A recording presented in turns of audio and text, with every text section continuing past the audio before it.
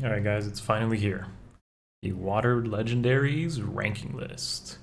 And honestly, this is probably most people's least favorite season to play into. And I don't blame you, but this will be a long one. Enjoy the video. Let the lesson begin. What's up guys, Akariss here, bringing you another Fire Emblem Heroes video. Today's video is going to talk about the Water Legendaries, the finale of my Legendary ranking series. So if you haven't seen the other ones, the Fire, Wind, and Earth ones, go check those out. They have basically been released within the past week, so pretty good way to kind of get yourself full perspective on how the Legendaries in Heroes shape up in 2021. Now things will be subject to change as we get more buffs to older legendaries. Most notably here would be Legendary Erica and Legendary Azura in the near future. And of course I will mention that as we go through the ranking and the tier list, so we'll definitely see how things pan out. But there's definitely some very strong water legendaries and very weak ones, and that's probably obvious to most of you, but there might be some shockers or surprises based on my opinion here and how I feel about them. And I'm speaking as a +10 Fjorm user, but I have experience using the other ones, and I've seen a lot of data from my community on how they use or don't use certain legendaries as well. So before we begin, if you enjoy this content, smash the like button, helps the algorithms, gets more reach, helps me produce these videos going forward. Sub if you haven't already. And so there's more description stuff below. There's an Instagram for social stuff and a Patreon if you love the content, you really wanna, support what we do. Love you guys. All right, let's jump into this. So the Water Legendary tier list. Of course, how I come to these rankings is below me. A little bit of a note there. Remember, it's not just what scores the best or what is literally the strongest unit. That's not how I make these lists. It's based on how strong these characters are from an overall perspective, and not only just arena, but arena is definitely one of the most important modes when talking about this. All right, so I'm pretty sure most people are not surprised that Chrom is still #1. Honestly, that he's probably one of the best aged water legendaries ever. Like honestly, the best aged legendary in the game. I don't see him, even with new releases, falling off. He has the same kind of situation as like Legendary Lucina, where his assist skill like literally defines him in so many modes, and it's not just strictly arena, but it makes your arena experience easier. His weapon and his assist skill just are crazy. He has a really good stat spread. There's so much, like, he fits well into his own water meta. Basically, Byleth is like a character he doesn't want to play against, but even if he has bad matchups, he's still great at assisting. Okay. Oh yeah, some of you are probably looking at the A ranking and like, what's going on there? Why are they like so small, and why are they above each other? Honestly, when I was coming down to this list, and I had to give my spiel on Chrom to start because like Chrom's just #1, but when I was making this list, it was really hard to rank some of these because some are just like in the case of like Azura and Leaf, Azura is just such a good support, and if you just take a look at extra mobility provided by Legendary Sigurd, you'd understand why that's so good. But she also provides like big stats to whatever she buffs, among being a flyer, so she even has more support on top of that. So like you look at Azura and it's like, okay, she's really good utility, good in different modes, pretty much all modes actually, really good in arena if you can use her. A dancer in arena is huge, but Leaf is still very strong as well, scoring better, just being stronger as a unit. He's good in all AR modes as well. I use him in offense and defense every time it's water season. He can use Deadeye, and he's basically the only range unit that has access to a mini Gale Force. Added 3 charge on top of that, which makes him really good. So I couldn't like dismiss that difference between both of them, and both of them are good investments, mind you. Then we come down to like Ryoma and Dimitri, and again, same kind of scenario here. I actually feel they're very similar-ish, with Ryoma being more of like an enemy phase unit because he has distant counter in his preference weapon, whereas Dimitri is actually like one of the best player phase units in the game, I'd say. Okay, like literally, that might be a shock to some of you because I do meme on Dimitri quite a bit, especially if you're tuned to my like Twitch streams and such, but he's a very strong legendary, but his player phase is where you would find value in that and not try to make him an enemy phase unit despite his weapon like being like a damage reduction thing. But of course, Byleth said, hello, I break through that, I'm a better color, you don't have a res stat, and that's why you gotta rethink how you use Dimitri. Don't worry, I'll cover all this stuff in this video to get you thinking on how you can either invest in these water legendaries or best ways to use them, in my opinion, of course. Finally, the biggest losers here, of course, are Fjorm and Erica. Despite Fjorm's buffs, and I think most people would assume she's really good because, oh my god, she got Mirror Stance and Unity and this great weapon refine and such. Sorry guys, she's just not that good, okay? Like, I'm a plus 10, plus 15 summoner supported Fjorm user. It's the max potential you can get out of this, and she only has one niche. Okay, and that niche is basically enemy phase ranged tank. And that's okay, that's not bad. She's one of the best ones to do that. But the problem is that's literally her only role. There is nothing else she provides. No team support, no real player phase ability. She can be used in AR, but again, it's specifically magic range tank. And some things just hard counter her anyways, like a fast wind sweep unit such as Legendary Byleth there, is just gonna say, no, I don't care, I just kill you anyways kind of scenario, who cares? You know, like that's just annoying, she can't have the speed to compete. So Fjorm, even like Steady Breath Seal, it doesn't matter guys, she's kind of hopeless here.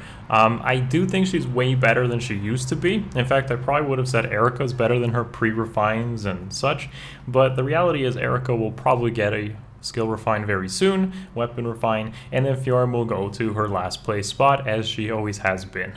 Being the oldest legendary, that's a disappointment, but I guess that's not to be unexpected considering she was free, and this game is over 4 years old, where she was literally released in the first year.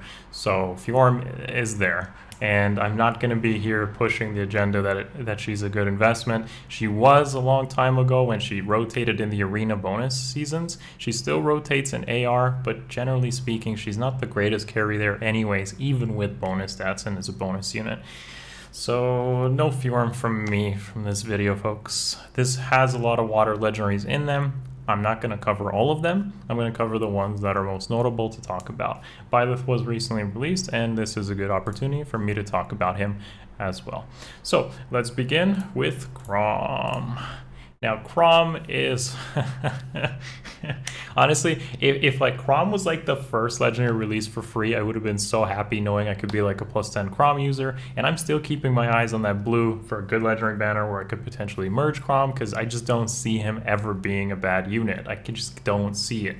It's why Azura is still really high up there, but she doesn't have any combat, whereas Chrom's like, I have combat, I have support, I'm good in AR defense, I'm good in AR offense, dude, just use me everywhere because I'm literally one of the best units in the game, and that's literally what Chrom is. He's like the equivalent of Legendary Sigurd in Water Season, but he's also ranged, and yeah, I mean, this is definitely like, you know, Chrom good. Now, with Chrom, you may look at his initial stat spread and be like, well, his speed and res are pretty bad. And then remember, guys, and this is like from the Earth Legendary video, Seliph is actually pretty low speed and low res as well. In fact, they're actually pretty similar in stat spread if you look at both of them. But there are some key differences here. So Chrom is salvageable in speed because the speed is a little bit higher. Chrom is also ranged, and he can position much better than somebody like Seliph because of Change Fate or potentially support his allies. A big difference between both of them in that regard. Of course, blue and red also being a thing. But if you don't already know, and you can read the weapon and assist there, it is overloaded in the types of things they do, guys. So the weapon itself is effective against armor and flying. So the armor, again, has aged pretty well. Since he was like one of the first released like legendaries-ish from a while back of the pair-ups, I think they kept the whole armor thing because we still were kind of floating around some armors in that meta. But things have changed, and ironically, it's still pretty good because you might see stuff like Fallen Edel, or you might see Brave Edelgard, or whatever, and he's still getting those kills because of that effect on it. But on top of that, as long as his foes are at 100% HP, he neutralizes penalties on himself and even swings the matchup in his favor. This was one of the best like weapons and assists at the time that was like ahead of its time. You know, like Chrom was like ahead of his time on release, which is like crazy because even Byleth, who was released later, wasn't as good. He wasn't even as good as Chrom, who came before. So it's kind of crazy that they overloaded it the way they did. Change Fate gives him and his ally 6 attack, and then he gets to move again. So usually keeps his ally safe and then positions himself exactly where he wants to be. It's yeah, I mean, there's nothing really more to be said here on Chrom. He's just really good. Now, to no one's surprise, he's actually very good on defense, but also offense, air offense I'm talking about here.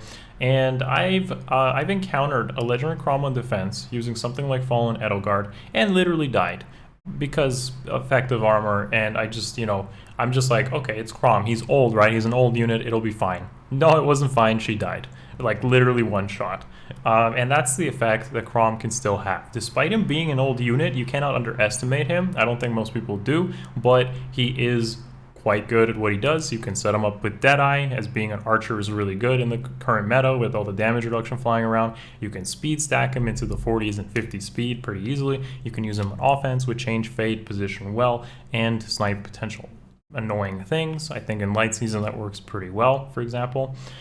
Yeah, I mean, even with Uller there, I like would actually take Chrom over Uller personally, because it's just he's very well rounded in what he can do. So defense, offense, whatever, PvE, he's going to get the job done.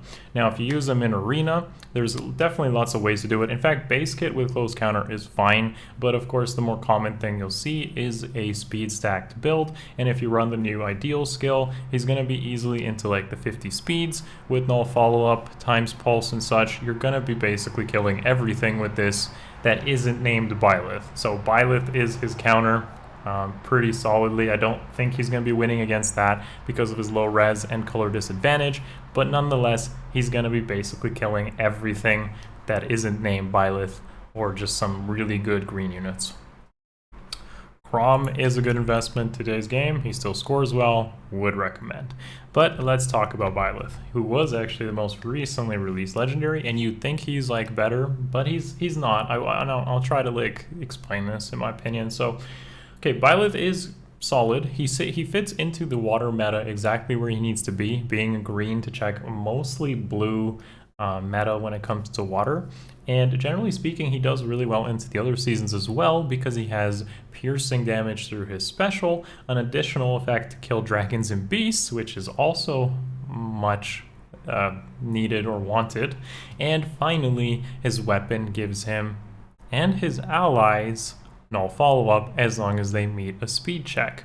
So that is where things get really interesting because he's basically the only unit in the game that can support his allies with null follow-up.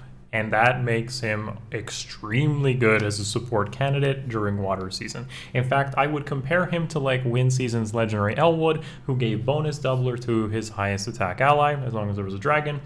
And then with Byleth, you have the null follow-up to allies in a drive setting. That's crazy strong, and he's going to be here for time to come. However, I do feel like movement and positionals are more important. That's why Legendary Sigurd and Legendary Chrom do outclass him, generally speaking, in the long term. But he's good in every single mode. He's a good standalone unit, and he gets the job done. So yeah, Byleth good. Now as a one-off, same idea as Chrom, being a range unit. You can basically use him on defense or offense. Again, supporting on offense seems like a pretty solid idea, giving your allies, fast allies, no follow-up, and on defense, using him as a anti-dragon, anti-beast, anti-damage reduction type of nuke, which is pretty good. So yeah, and of course with the builds that I'm showing, guys, it's just an example. Like, I don't expect everyone to just have ARD attack speed 4 lying around. You can honestly just keep his base kit, for example, and get by. Same idea with Chrom, just throw like a speed skill if you wanted to, or just change out close counter for something that's like literally like death blow, like, or whatever. You know, just work with what you have. I'm just trying to get you guys thinking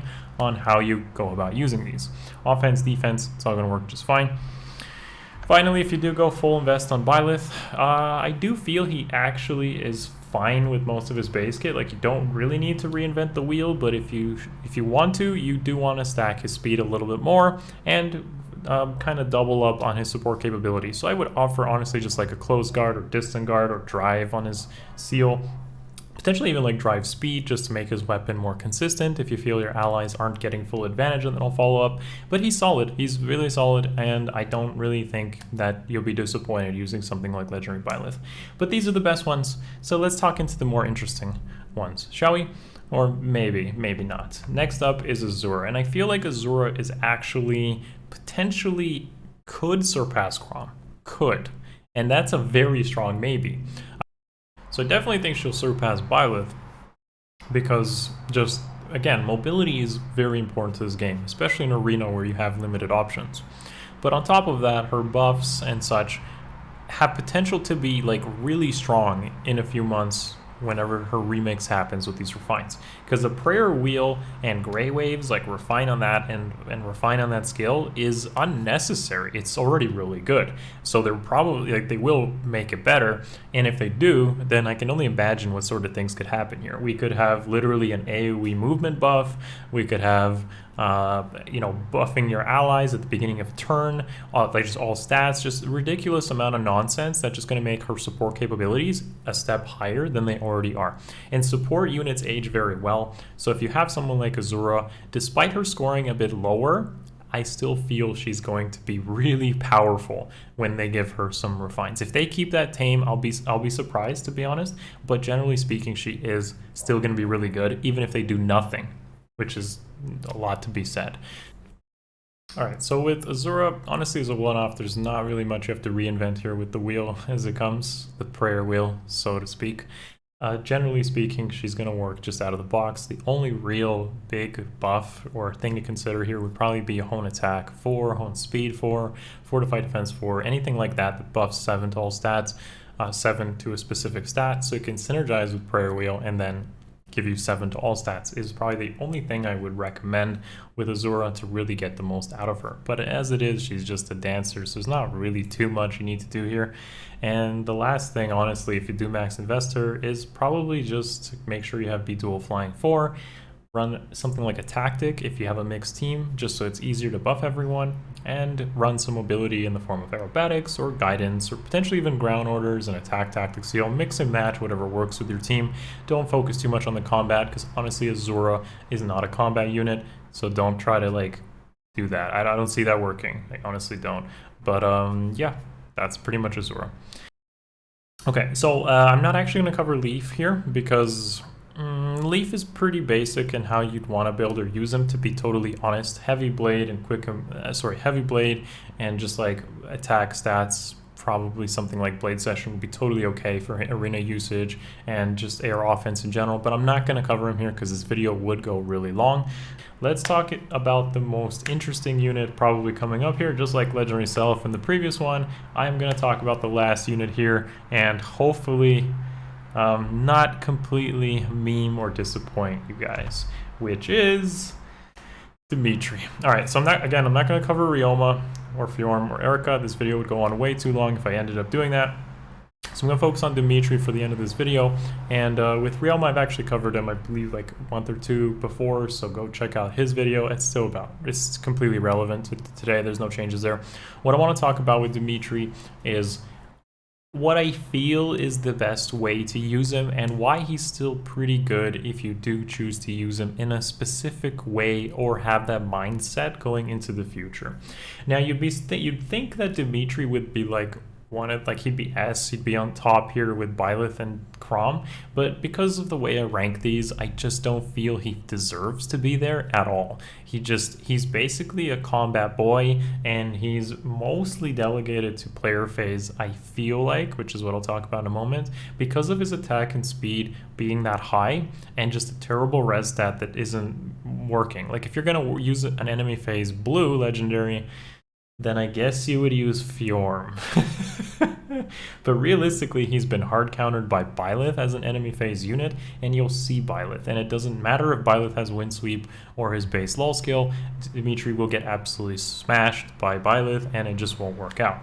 Now, Dimitri is very, very interesting because he's basically a powerhouse in terms of, like, he's basically the glass cannon of melee units. Being a melee is a disadvantage, but it can work if you have the right mindset. So, slaying weapon, 5 to all stats, and damage reduction with high speed. All those things in mind though, we also have a very powerful preference B skill, which is, and the condition sucks, mind you, as long as your opponent's above 50% HP, you do 25% true damage based on your attack, and then post-combat there's a pulse smoke and basically an omni smoke of all stats. That's pretty good, and as I said, I feel as a player phase unit you can truly take advantage of those things.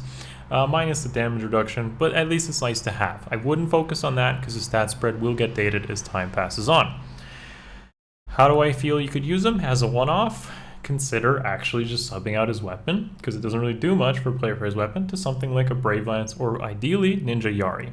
Using this with Time's Pulse and Flashing Blade 4 in AR offense with Blade Session, you have yourself one of the most consistent killers of just Gale Force strategies. Like literally you will double for some huge amount of damage based on atrocity. You have pulse smoke thrown in there, which is really nice too. You debuff the enemy team and you're likely to secure kills or quad almost all the time because Dimitri just lends himself really well to a player phase strategy. I'm not like super sold on any other strategy other than this one. I'm gonna be totally honest with you. As a one-off, if you're gonna use Dimitri, this is gonna be the way to do it.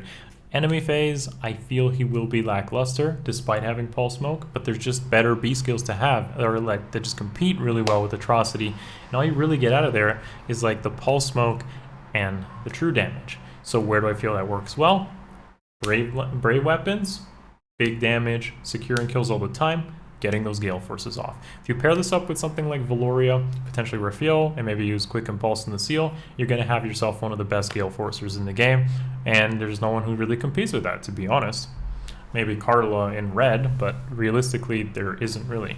So the final way that I would think about in Arena is unfortunately a variation of that. You have to keep the preference weapon. You can't use Odd Tempest. You could use Odd Tempest in a one-off Gale Force build, but you can't use it in Arena because it is a score downgrade over 300 SP A skill, C skill rather, and this is the way that I would consider using him. So unfortunately, he'd be 5-charge Gale Force here, but he would meet the conditions pretty easily, and this would lend itself to sort of hit and run strategy.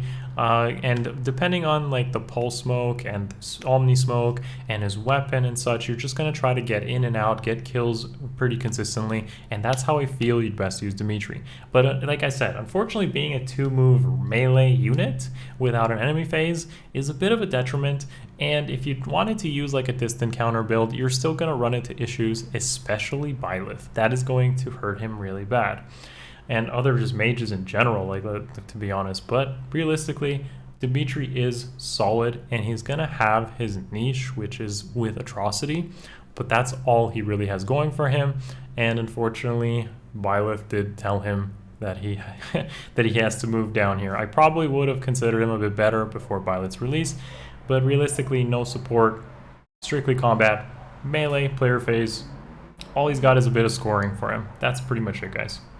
Alright, that pretty much covers today's video. I hope you enjoyed this legendary ranking series. I'm going to be thinking about more ranking series in general, or just like kind of gauging units, because we really have a lot of characters in this game now, like 600 plus 700. I don't even know, I've lost count honestly. So I'm going to try to like give you guys as much info as I can through other type of series videos. So if you enjoyed this video, definitely give it a thumbs up, sub if you haven't already.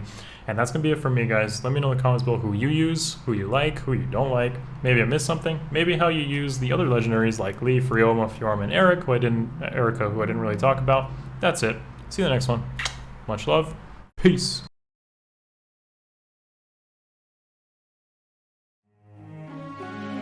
It's over.